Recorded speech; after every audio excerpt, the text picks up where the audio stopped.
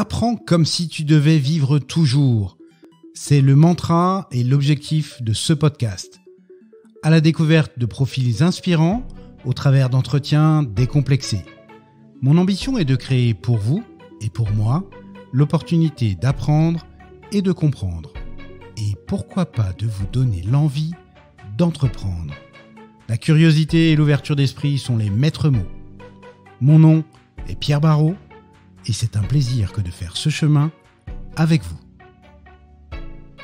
Ce podcast est sponsorisé par l'ISC Paris, École de commerce et de management.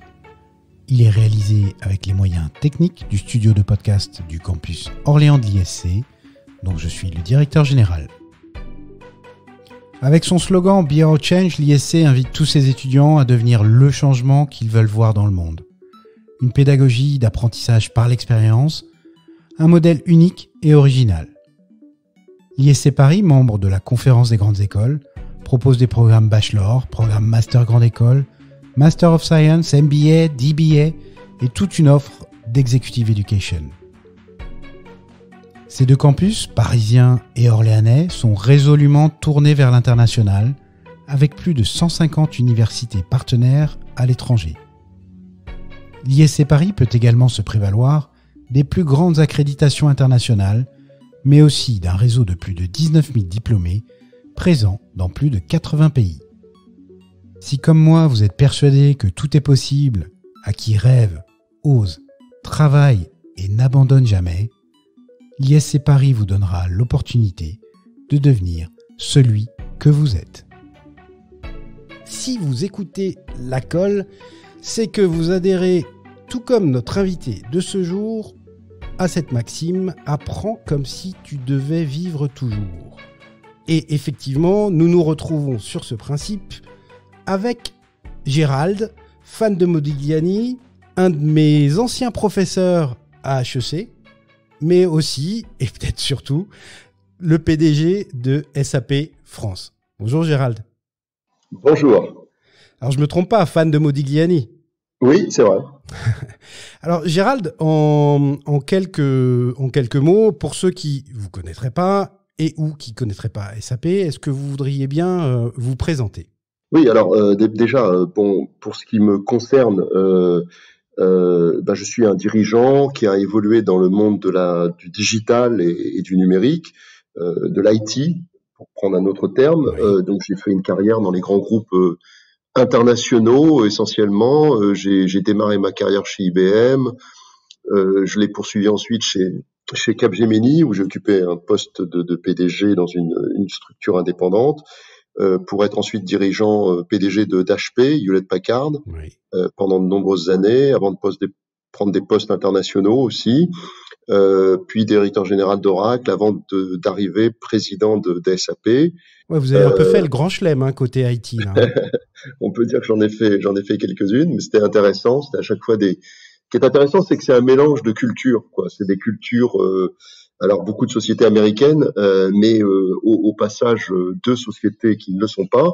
Donc en l'occurrence Capgemini, qui est une entreprise française, et puis SAP maintenant, qui est une entreprise d'origine allemande, mais qui est une entreprise européenne.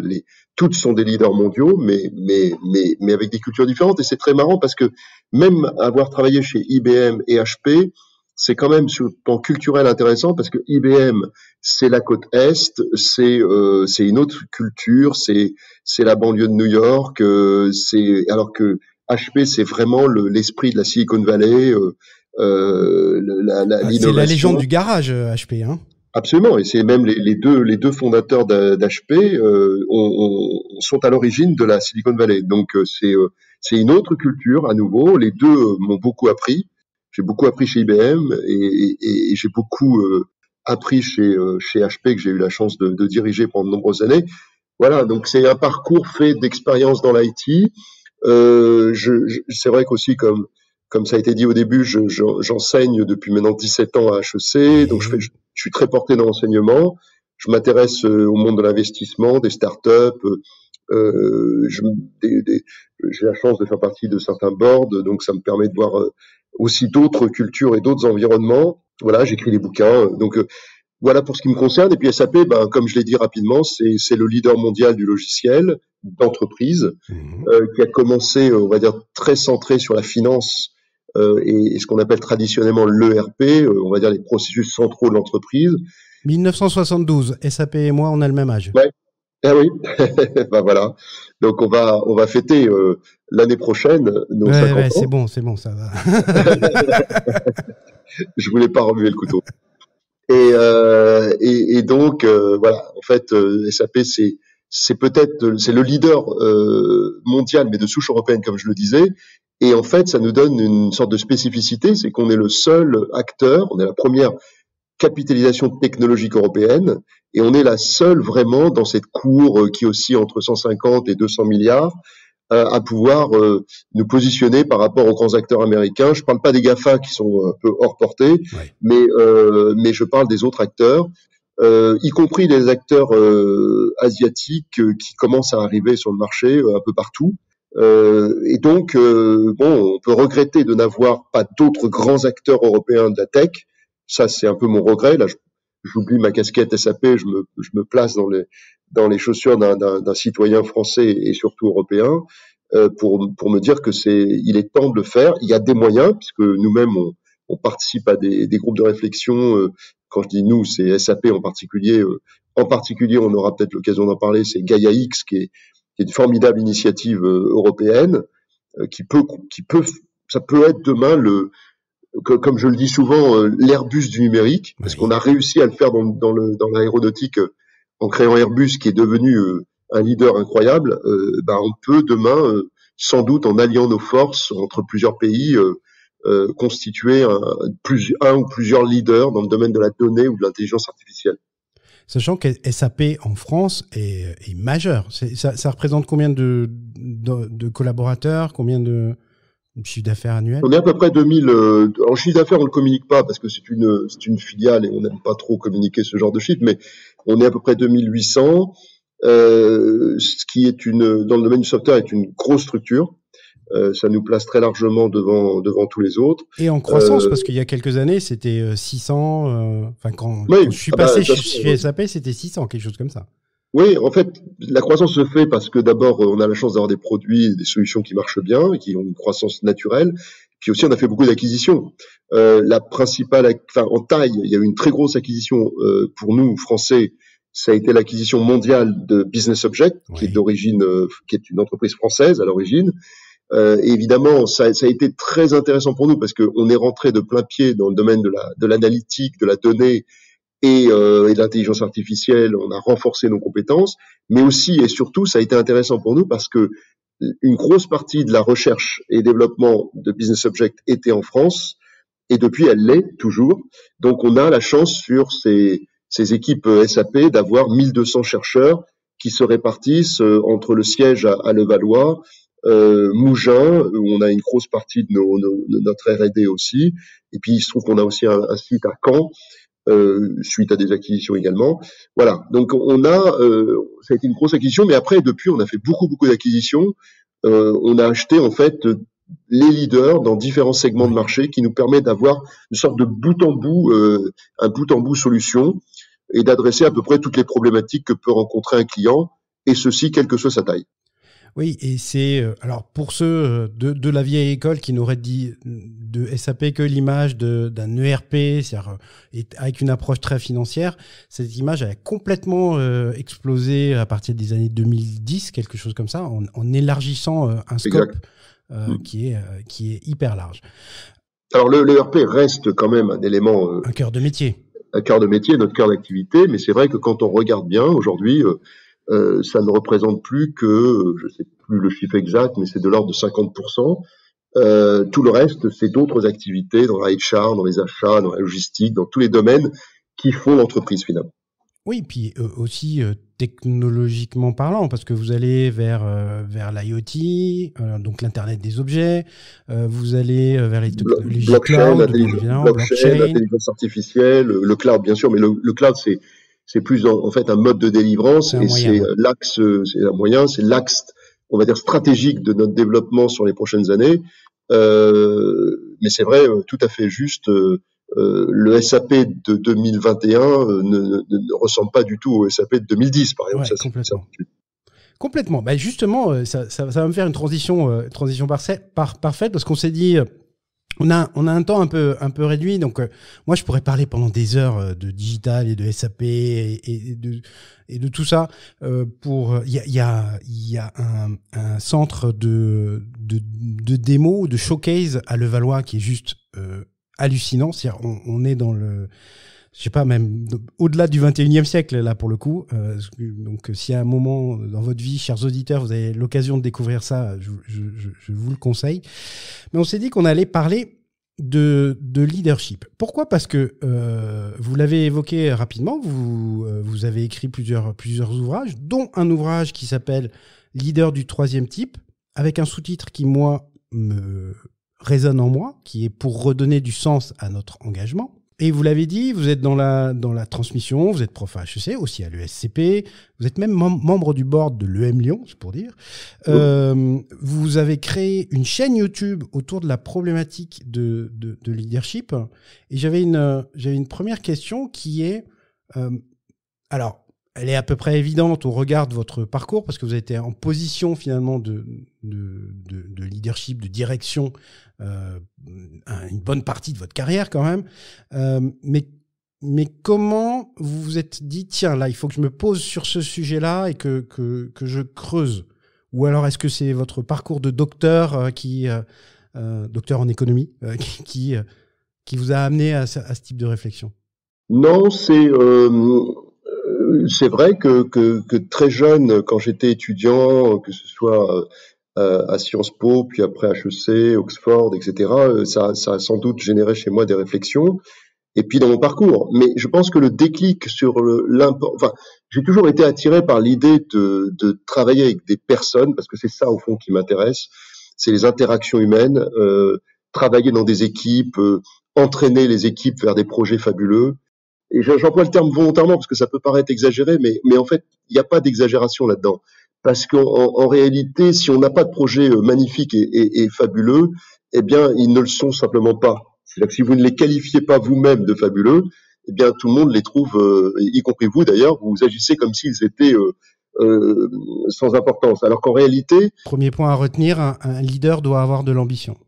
Exactement. C'est ce que les Américains appellent larger story. C'est-à-dire, on cherche pas à aller chercher les 2 points de croissance supplémentaires à l'année d'avant. C'est important. Attention, je ne dis pas que ça ne l'est pas. Il faut avoir des résultats pour investir en R&D, pour recruter, etc.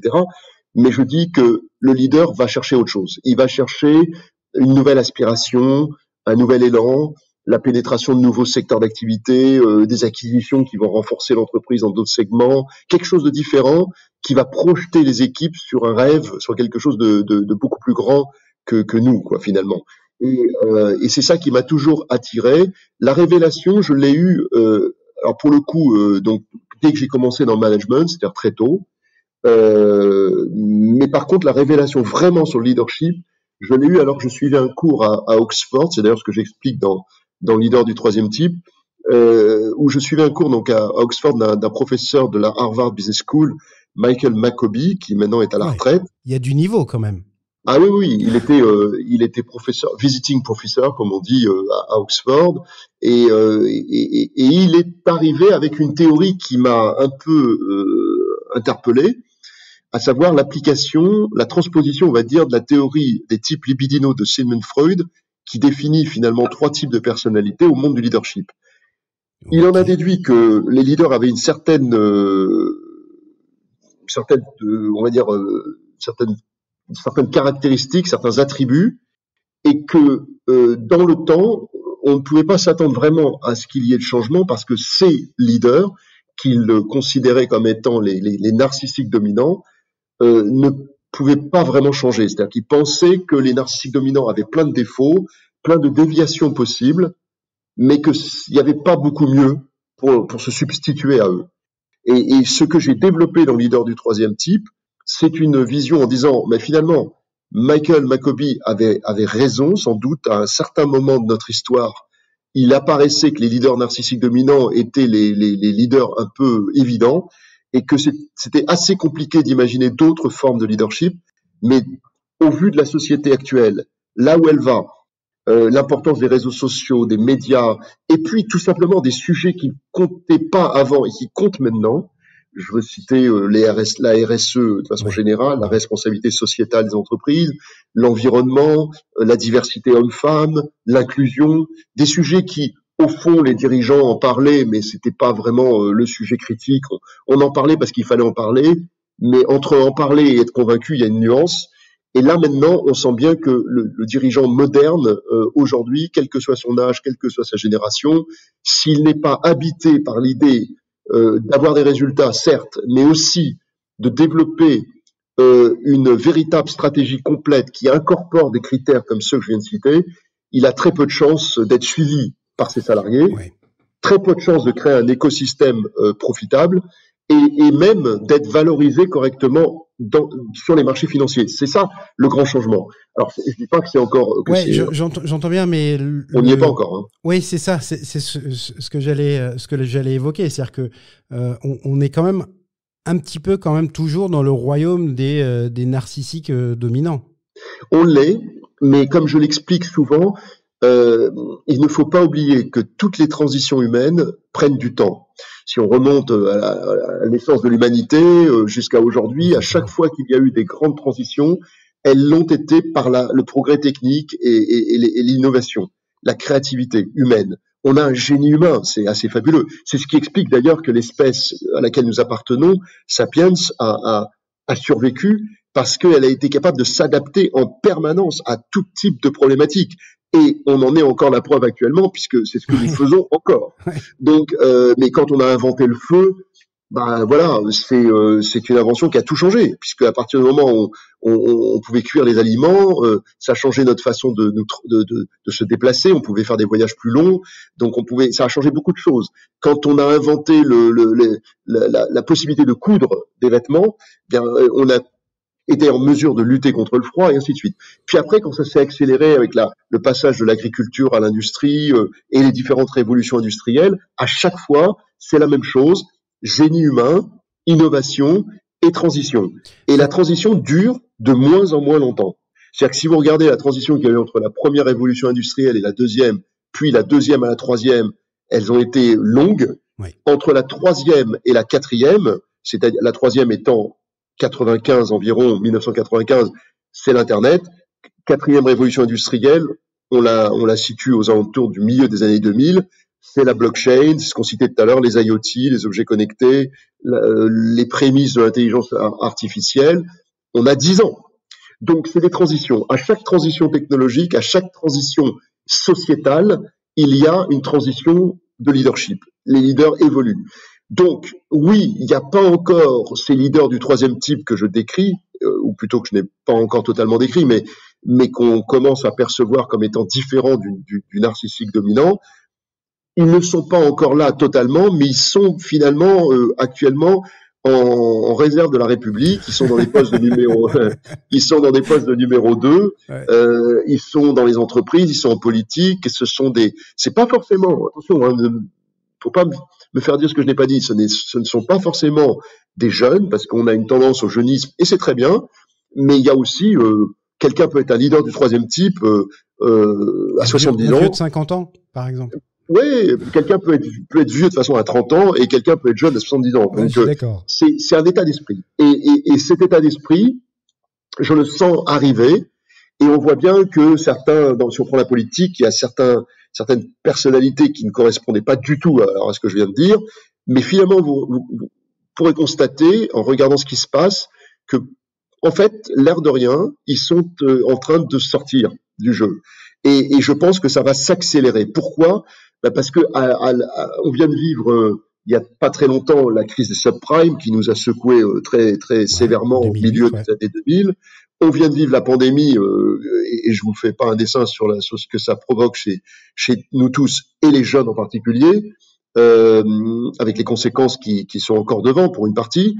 On se dit que tout ça va amener et appeler à avoir des leaders différents. On ne pourra pas rester toujours avec les mêmes types de leaders, les mêmes réflexes, les mêmes types de profils qui se cooptent les uns les autres. mais il va falloir au contraire qu'on ait des leaders qui acceptent la différence comme étant une force, qui acceptent de s'entourer de leaders différents pour constituer des équipes complémentaires. La différence crée la valeur et crée la richesse, et c'est cette richesse qui crée la performance, et pas l'inverse. Donc le monde, alors peut-être que finalement, dans les années 50, on était en pleine, par exemple, au sortir de la guerre, on était en pleine reconstruction économique, d'où les 30 glorieuses.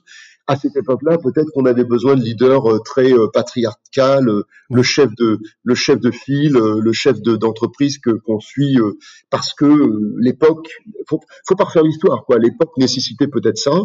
Aujourd'hui, je dirais presque Dieu merci, notre époque appelle à autre chose. Notre époque appelle à plus de bienveillance, plus d'ouverture, plus de dialogue, plus de coopératif, plus de collaboratif, des profils qui font passer, je dirais, le collectif avant l'individuel.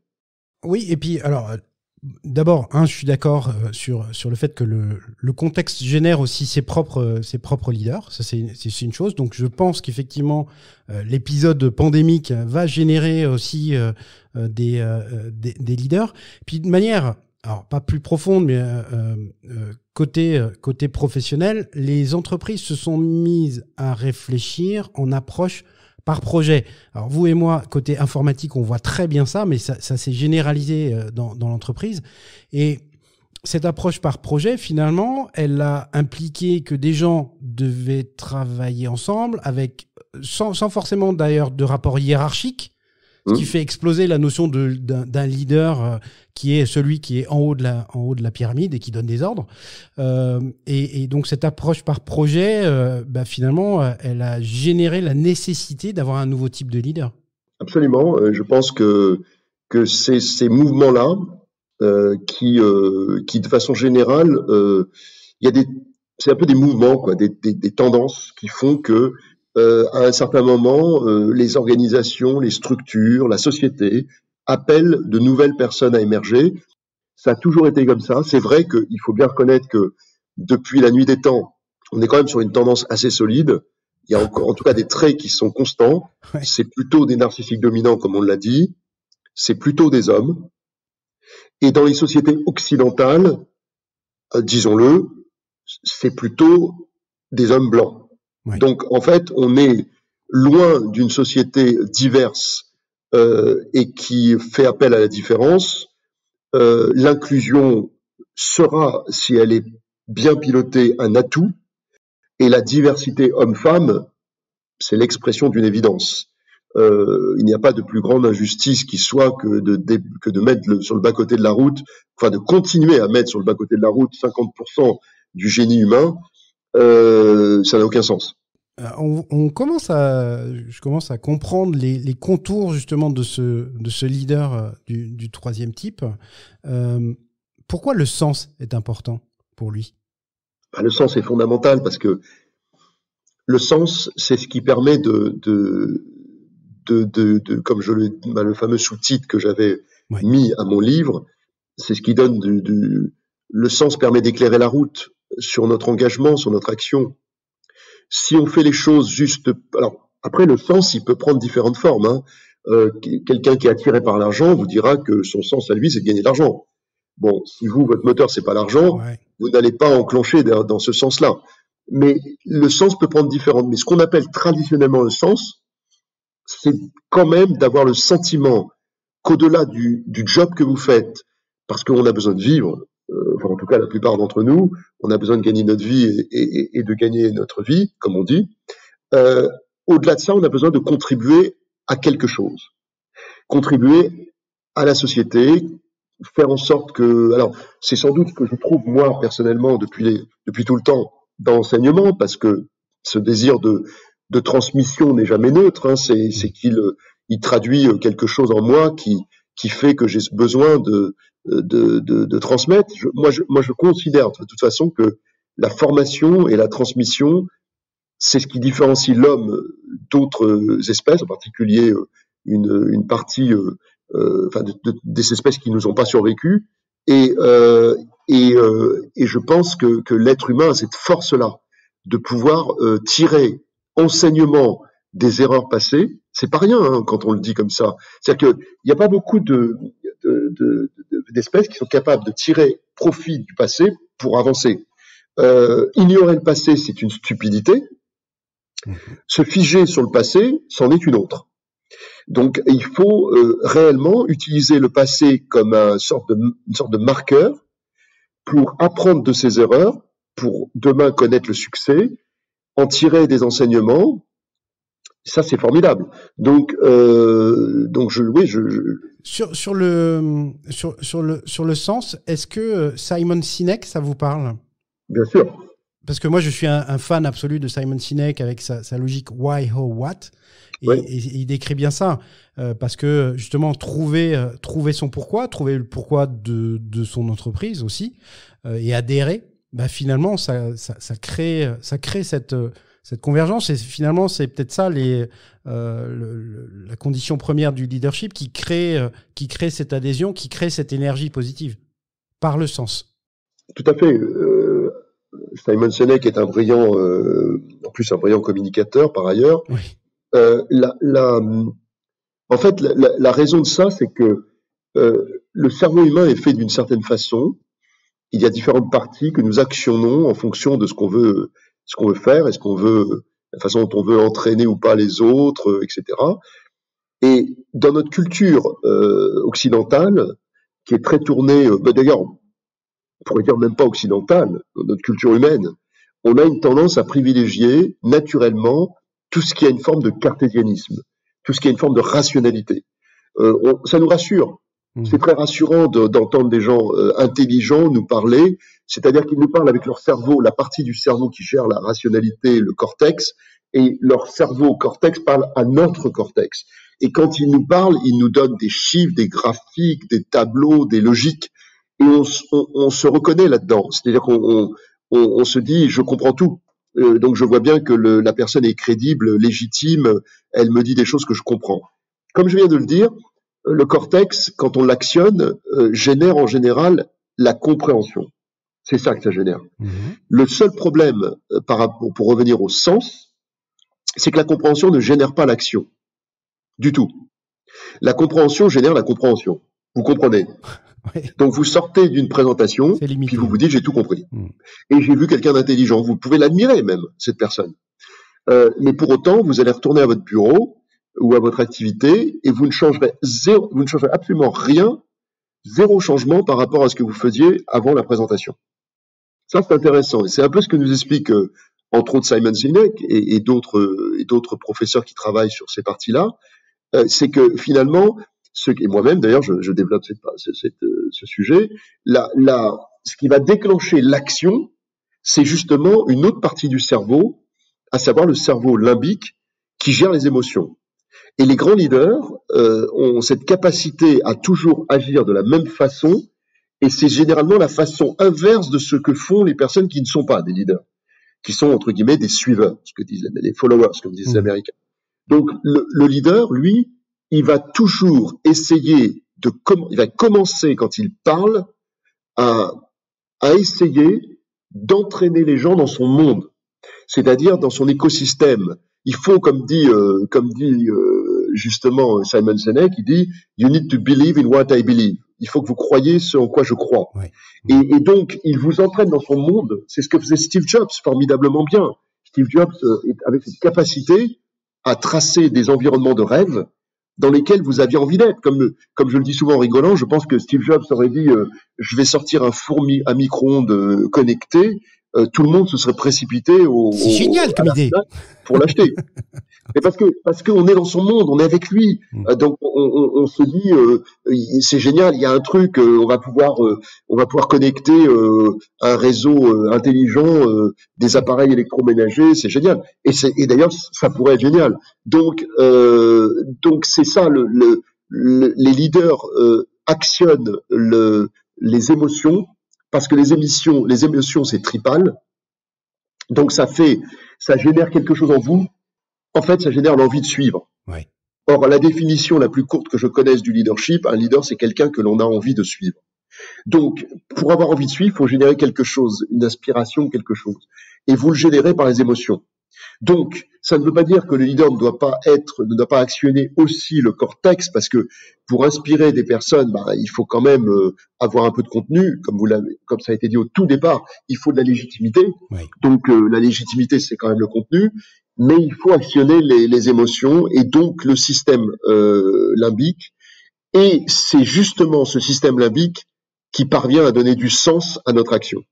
Donc, c'est la raison pour laquelle dans sa théorie, effectivement, Simon Sinek, avec ses 3 questions magiques, il explique que la question centrale du pourquoi, eh bien, elle ne peut être réglée que si on actionne le limbique et qu'on répond à la question pourquoi suivez-vous ce leader? Qu'est-ce qui fait que vous avez envie de suivre ce leader politique plutôt qu'un autre? Qu'est-ce qui fait que vous avez envie de travailler pour telle ou telle personne ou telle entreprise? C'est des questions qui sont pas neutres quand même. Non. Parce que tout le monde est capable d'expliquer je travaille chez SAP parce que j'aime le métier de l'IT, j'aime le métier du logiciel. Donc ça, c'est plutôt le quoi. Le comment, parce que j'aime bien la façon dont on travaille en équipe, en collaboratif chez SAP, c'est super sympa, et ça l'est d'ailleurs. Et puis au final, on ne répond que très rarement à la question essentielle du pourquoi. Qu'est-ce qui fait qu'à un moment donné, vous avez une vibration interne quand vous vous dites je vais travailler, je me lève ce matin, je vais rejoindre des équipes SAP. Eh bien, il faut que vous trouviez cette essence qui donne du sens. Et ça, c'est pas le cortex qui agit seul, c'est les émotions. Ouais, il y a un côté trip. Et le fait de donner du sens aussi, justement, pour ces nouveaux leaders du troisième type, c'est aussi au regard des générations des millennials qui arrivent sur le marché du travail et qui ont décidé qu'il fallait du sens à tout ça. Et donc, si on veut être un leader aujourd'hui et qu'on n'est pas dans le sens donné à l'action, on les embarque pas. Totalement. En fait, comme j'enseigne, j'ai vu des évolutions et en réalité, on dit, parfois certaines personnes disent les jeunes sont moins ambitieux que les générations précédentes. Totalement faux. Les jeunes, enfin de mon point de vue, c'est que c'est totalement faux. Je pense que les jeunes d'aujourd'hui ne sont pas moins ambitieux qu'avant. Je dirais, je ne sais même pas s'ils sont pas plus ambitieux. Par contre, ce dont je suis sûr, c'est qu'ils ne sont plus prêts à faire des sacrifices qui ne rentrent pas dans le champ de leurs valeurs. Ouais. Ça veut dire qu'ils définissent des valeurs, ils définissent des choses qu'ils ont envie de faire et d'autres qu'ils n'ont pas envie de faire. C'est pour ça qu'on pourra parfois les juger de têtus, mais ils ne sont pas têtus, ils sont scotchés à leurs valeurs. Donc, évidemment, ils ne vont pas aller travailler pour un leader qui ne représente pas ces valeurs à leurs yeux. Ils ne vont pas aller travailler pour une entreprise qui fait l'inverse de ce à quoi ils croient. Si une entreprise pollue sans avoir de politique d'environnement et que eux sont absolument concernés par le futur de la planète, ils vont pas aller travailler dans cette entreprise. Ils pourraient faire ce que vous voulez, y compris leur donner un salaire fabuleux. Je ne crois pas que vous arriverez à les convaincre. Donc, je crois qu'on a là un véritable changement sociétal parce que c'est un changement générationnel. Et c'est ces jeunes générations qui arrivent, et qui sont déjà arrivées d'ailleurs, et qui sont en train d'arriver, et qui vont continuer à arriver dans les années à venir, je pense que ce sont eux qui vont accélérer la mutation sociétale dont je parlais tout à l'heure, et ce sont eux qui vont appeler de leur vœu l'éclosion de nouveaux leaders. Okay. Parce que on voit bien, ça paraît assez logique, comment le leader tourné sur la finance, l'optimisation de tout finalement, parce que on était dans un monde d'optimisation. On va passer dans un monde d'expérimentation et un monde où on va rechercher. Alors on n'est pas dans on n'est pas devenu totalement naïf. Hein. C'est pas moi qui vais vous dire que les résultats c'est pas important. Je pense que ça l'est. Et donc je veux pas non plus que ça paraisse comme un discours totalement démagogique et marketing. Non. C'est pas Miss France. Ben oui, non, il faut qu'on a la nécessité d'avoir des résultats. C'est une obligation. Mais on peut avoir des résultats en travaillant bien. En quoi le digital sert cette transition vers ce nouveau leader? Parce que alors, on pourrait, je pense qu'on aurait pu y arriver de différentes façons, mais en fait, on peut pas freiner l'évolution du monde. Et on voit bien qu'il y a une accélération du progrès technologique. C'est comme ça. Et on voit que la technologie, ceux qui sont nostalgiques du passé, parfois ça m'arrive, hein, il y a des choses qui sont formidables. Moi, quand je regarde moi je suis un fan de séries, quand je regarde Mad Men, j'adore, parce que j'adore les années 50, j'adore les années 60, que je n'ai pas connu, mais j'adore, parce que je trouve que ils avaient un style, ils avaient une façon de s'habiller, une façon d'être, etc. J'adore, j'adorerais pouvoir être projeté dans le passé et vivre quelques instants à cette période-là, parce qu'en plus ça devait être très euphorique avec la reconstruction d'après-guerre. J'adore, mais néanmoins, je vous garantis, on le sait, que vivre à cette époque, c'était beaucoup plus compliqué, Oui. parce qu'on vivait moins longtemps, on vivait en moins bonne santé, on voyageait. Fumait dans les bureaux. Pardon? On fumait dans les bureaux. On fumait et on buvait. Il n'arrête pas de fumer, il buvait. Oui, Et c'est on vrai, buvait. il buvait. Il y avait le Madman était un très bon exemple. Et puis la femme n'était pas considérée du tout. Enfin, il y a c'est pas des clichés, quoi, c'est une réalité. Mm. Il y a plein de choses qui appelaient à changer, mais au-delà de ça, la technologie nous a permis aujourd'hui de vivre dans de bien meilleures conditions, à la fois sur le plan de notre santé, on voyage plus vite, on découvre le monde. Enfin, il y a plein de choses qu'on peut faire et qu'on ne pouvait même pas envisager, ne serait-ce que dans les années 50. Alors, je vous parle pas d'il y a donc 3 le siècles. leadership. Pardon? Et qui servent donc le leadership. Bien sûr. Enfin, en tout cas, qui amènent les leaders à intégrer le digital et la technologie dans leur stratégie d'entreprise. Aujourd'hui, un leader qui n'est pas capable non seulement de l'intégrer, mais d'en faire un outil stratégique, c'est-à-dire qu'il faut qu'il ait la clairvoyance, d'où le fait qu'il vaut mieux s'entourer des bonnes personnes, il faut qu'il ait la clairvoyance de se dire qu'est-ce que je peux faire de ces outils et de ces solutions numériques, et comment ça va changer mon métier, comment ça va changer mon industrie, comment ça va changer la façon d'interagir avec nos clients, comment ça va changer ma façon à moi de communiquer avec mes équipes, comment ça va changer la façon d'embarquer tout le monde dans des projets. Ben voilà, si la personne grandit en ayant évolue en ayant ça à l'esprit, ça ne peut donner que des choses exceptionnelles.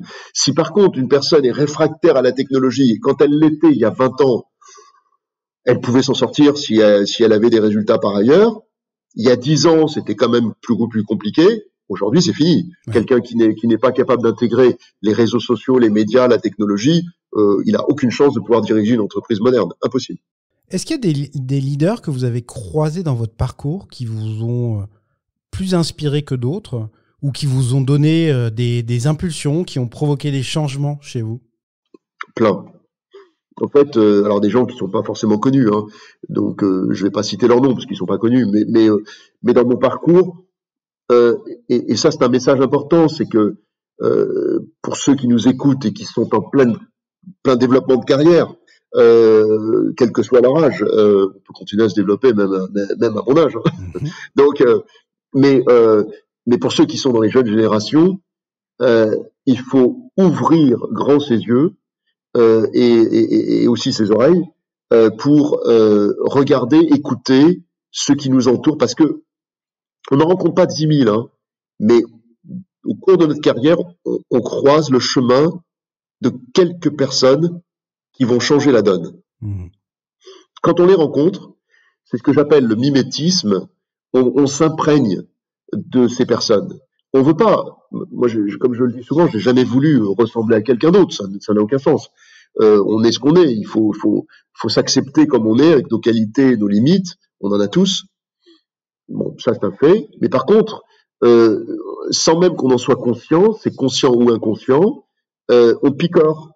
On va chercher des qualités à droite à gauche et on les incorpore à notre propre personnalité pour devenir la personne unique que nous sommes. Ça, c'est une certitude. Et je dirais, Pierre, que de ce point de vue-là, et moi, on est tous les deux uniques, avec, encore une fois, nos qualités et nos limites. Mais on est unique. On est unique parce qu'on part avec une génétique, on part avec un patrimoine, et ce patrimoine, on l'enrichit au fur et à mesure que le temps passe, en allant chercher à droite, à gauche. Et encore une fois, il ne faut pas rater ces occasions, parce qu'on ne rencontre pas des gens exceptionnels toutes les 5 minutes. Hein, c'est pas vrai. Ouais. On rencontre des gens très bien, on rencontre des gens qui peuvent être des gens avec qui on prend beaucoup de plaisir à travailler, etc. Mais des gens exceptionnels, c'est quand même pas tous les jours. Donc quand on en rencontre, il faut essayer d'en prendre le maximum. C'est pas de l'exploitation, hein, c'est juste de la pure logique, c'est de dire j'ai une chance que d'autres n'ont pas d'avoir rencontré cette personne. Voilà, De elle temps en temps, m'inspire. je vous le confirme, on croise le chemin, par exemple, d'un professeur un peu marquant qui essaye de vous parler de leadership et ça définit un certain nombre de choses. Je suis pas là pour vous servir la soupe, mais quand même. Merci. Comment aujourd'hui, alors à la tête des SAP en France, vous essayez de détecter les futurs leaders? Parce que y a ça aussi. Finalement, la vocation d'un leader, c'est contrairement à un petit chef, la vocation d'un leader, c'est de générer des nouveaux leaders. Comment aujourd'hui, de manière pratico-pratique, vous faites vous dans votre position? C'est d'ailleurs ce qui différencie un leader pour reprendre l'expression d'un chef, quoi. Ouais. Finalement, il n'y a pas il y a pas de mot péjoratif là-dedans, hein. Quelqu'un peut être un très bon manager. Généralement, le leader est celui qui ne craint pas les autres. Au contraire, il s'enrichit en s'entourant de leaders. Donc, il n'a pas peur de la compétition. Vous voyez, celui qui se dit, je vais écarter toutes les personnes qui sont brillantes parce que potentiellement un jour ou l'autre ils vont me faire de l'ombre. Oui, c'est possible, bien sûr, mais en général, ça tourne jamais bien. Quand vous regardez l'histoire, qu'elle soit politique ou d'entreprise, ces personnes peuvent y arriver pendant un certain temps, mais elles finissent toujours par échouer parce que elles s'appauvrissent. C'est aussi bête que ça. C'est-à-dire que quand vous êtes entouré de gens moyens, vous ne grandissez pas. Quand vous êtes entouré de gens brillants, c'est plus compliqué. Ça veut dire que le matin, quand vous vous réveillez, il faut vous dire, il va falloir que je retrouve C'est un challenge, oui. Il va falloir y aller. Mais, inversement, vous travaillez dans un environnement extrêmement stimulant, extrêmement apte à vous apporter de la valeur ajoutée. Vous en apportez et vous en reprenez. Et ça, c'est bien. Donc, comment on fait chez SAP? Eh bien, on fait comme dans toute entreprise qui a une vraie gestion des talents. D'abord, on identifie les leaders le plus tôt possible, parce qu'en fait, le leadership, c'est quelque chose qu'on va amener à maturité. Donc, Oui. il vaut mieux identifier des talents dès qu'on le peut. On fait beaucoup de coaching et d'accompagnement en mentoring. Moi-même, je coach plusieurs talents féminins et masculins à l'intérieur de SAP. Ah ouais, en direct. En direct, D'accord. absolument. Ouais. Et même, des personnes plus expérimentées, mais aussi des très jeunes. Pourquoi? Parce que je détecte quelque chose, quoi. Je détecte des talents et que c'est mon rôle. Mon rôle, c'est de me dire, le jour où je quitterai SAP, me dire que je laisse derrière moi une entreprise en bonne santé économique et financière, bien sûr, mais aussi des talents qui pourront prendre les commandes de l'entreprise. Alors, tout de suite, ou dans un cran ou deux, on prépare les différentes strates de l'entreprise. Et ça, c'est très réconfortant de se dire qu'on est capable d'apporter cette valeur-là. On les identifie par tout un tas de méthodes qui nous permettent de les voir en situation. Moi, je pense que une chose qui marche très très bien, parce qu'on l'a fait avec moi, et en particulier chez IBM, c'est de donner la chance à des jeunes sur des vrais postes. On a une tendance dans la société française. Non, c'est pas évident parce que ça veut dire prendre des risques. Et on a tendance dans notre société, en particulier notre culture française, à dire non, mais ceinture et bretelles, hein. Voilà, il vaut mieux avoir des personnes expérimentées, et ce qui est pas faux en plus. C'est-à-dire que quand on a des personnes expérimentées, c'est certain qu'on a des personnes brillantes. Quand même, malgré tout, les jeunes ne peuvent pas tout savoir. Mais de temps en temps, vous trouvez des pépites, hein, c'est le cas de le dire. Et là, moi, j'ai eu la chance d'en bénéficier. Il y a des personnes qui vous donnent des jobs à des âges qui sont assez pas des âges courants, pour prendre des postes à responsabilité, et on vous fait confiance. Et comme on m'a fait confiance, moi je fais confiance, et j'ai plutôt tendance à aimer pousser des personnes dans des jobs. Alors après, vous savez, c'est à tout âge. C'est-à-dire que, par exemple, on va pousser un très jeune dans un premier poste de manager un peu plus tôt que prévu, parce qu'on sent qu'il a le talent, mais vous pouvez aussi pousser une personne qui a je sais pas moi, 45 ans, sur un poste très ambitieux sur le plan d'un poste de dirigeant. Et puis pareil, vous pourrez par exemple prendre le le risque aussi de nommer une personne qui approche de la retraite, à qui vous allez confier un projet absolument gigantesque, parce qu'en poids économique, il est extrêmement important, c'est un risque aussi.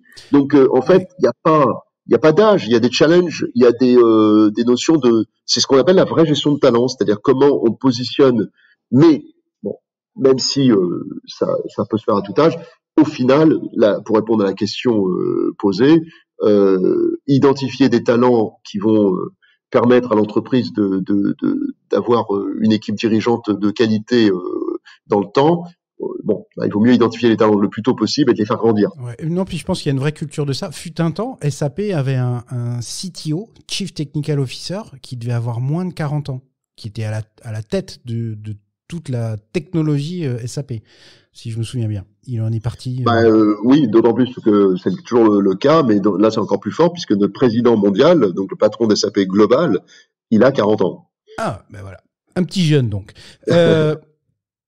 Comment est-ce qu'on... alors, quand on est un leader et qu'on prend une pandémie mondiale sur la gaufre, qu'on dirige SAP en France, comment on le vit, comment on change est-ce qu'on change son leadership, c'est quoi les bons outils là aujourd'hui en mode Covid? Il faut prendre des décisions. Le propre d'un leader, c'est de prendre des décisions. Et évidemment, on le voit bien d'ailleurs en politique actuellement, il y a des décisions qui vont être encore prises bientôt sur on fait quoi, etc. C'est compliqué parce que forcément, quand vous prenez une décision, vous mettez certaines personnes avec vous, puis d'autres qui ne le seront pas.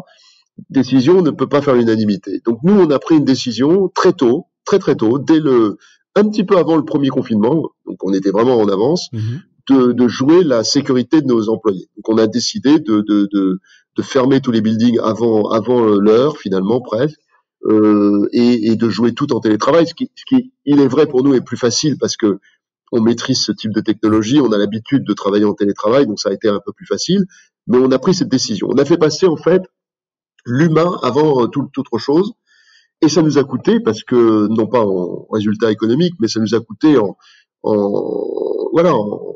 sacrifice humain. C'est difficile, hein. On s'est retrouvé comme tout le monde, hein, avec des familles qui avaient de jeunes enfants.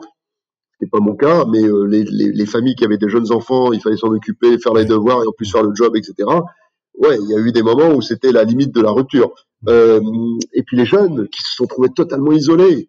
Et là, on voit la détresse des jeunes. Moi, qui en fréquente beaucoup, il y a une vraie détresse. C'est pas exagéré de dire ça. Aujourd'hui, les jeunes se sentent totalement sur le bas côté. Personne n'est vraiment responsable parce qu'il faut bien prendre des mesures. Moi, je crois qu'on a évolué chez SAP dans le temps, France, j'entends, avec le COMEX.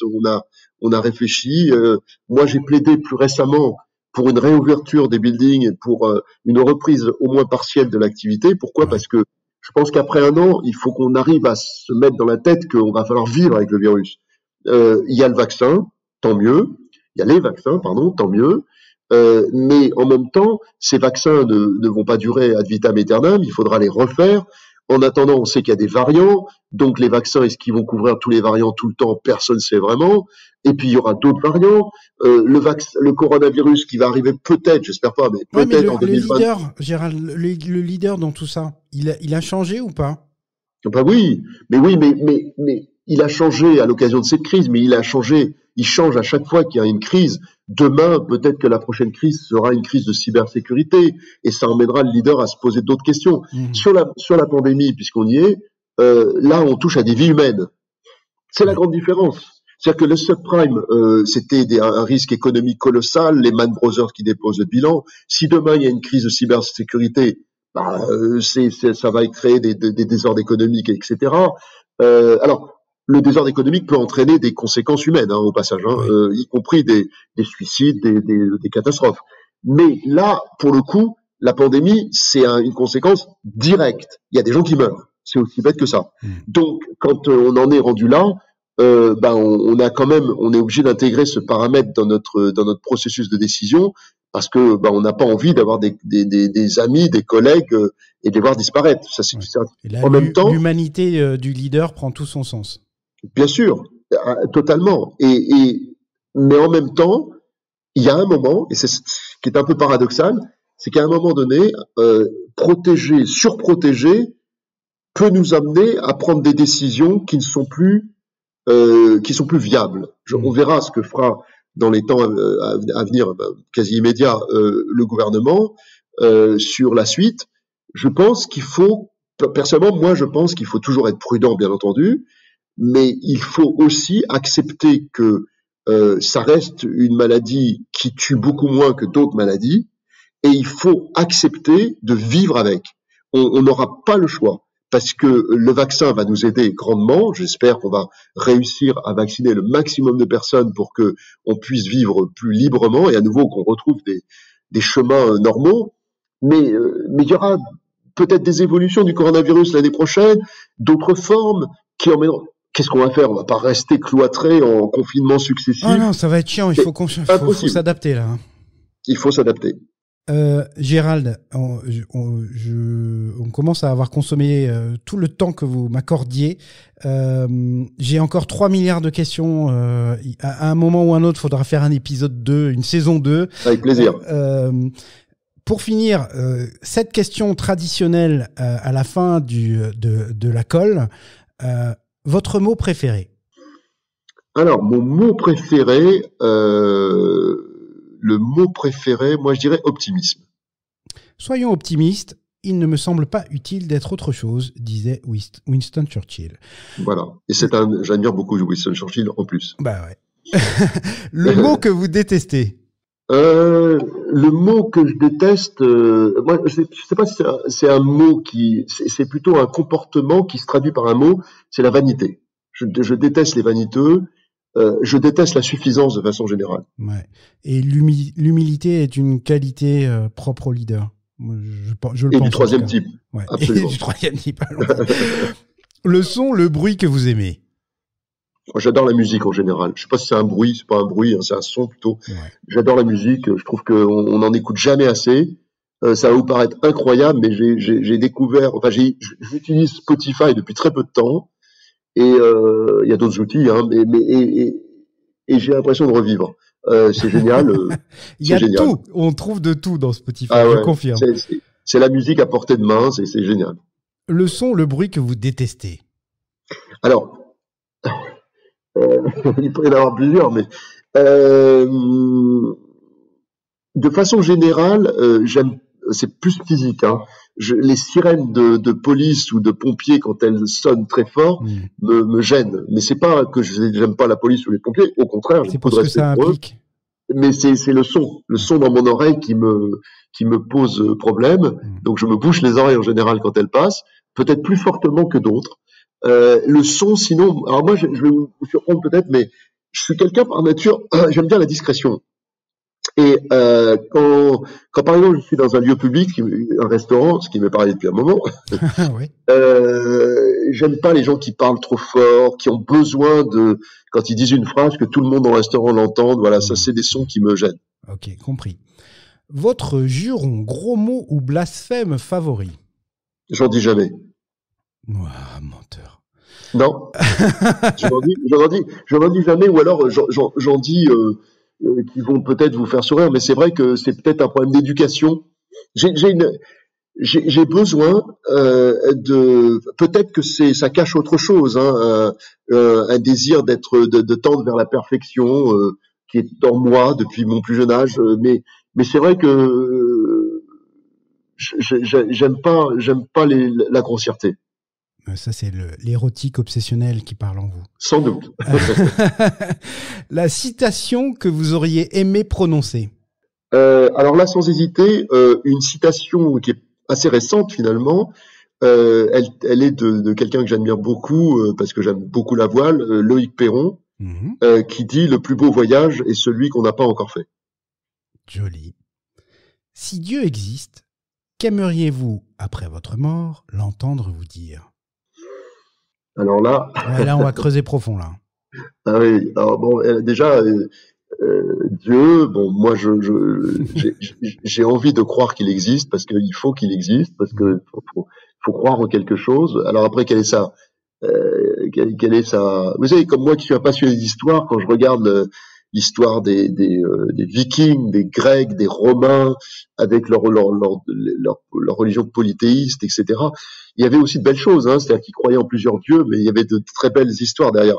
On va dire que si Dieu existe et qu'il est unique, je pense que j'aimerais qu'il me dise « tu as vécu avec de belles valeurs ». Ok, ce sera le mot de la fin. Gérald, je vous libère, je vous remercie infiniment du temps que vous nous avez consacré.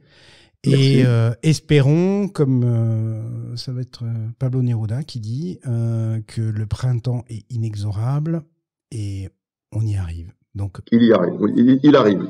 Il arrive et il arrivera donc avec le leader du troisième type. Un grand merci Gérald. Merci Pierre. Bravo, vous avez tenu jusque-là. Si cet épisode vous a plu, vous pouvez le partager avec tous vos amis. Point important, abonnez-vous à La Colle sur votre plateforme de podcast préférée pour obtenir dès leur sortie les nouveaux épisodes. Mais aussi et surtout, laissez-moi un commentaire pour me dire ce qui vous a plu, ce qui vous a déplu, les trucs à améliorer et, je l'espère, vos encouragements. On se retrouve très vite pour un prochain épisode de La Colle.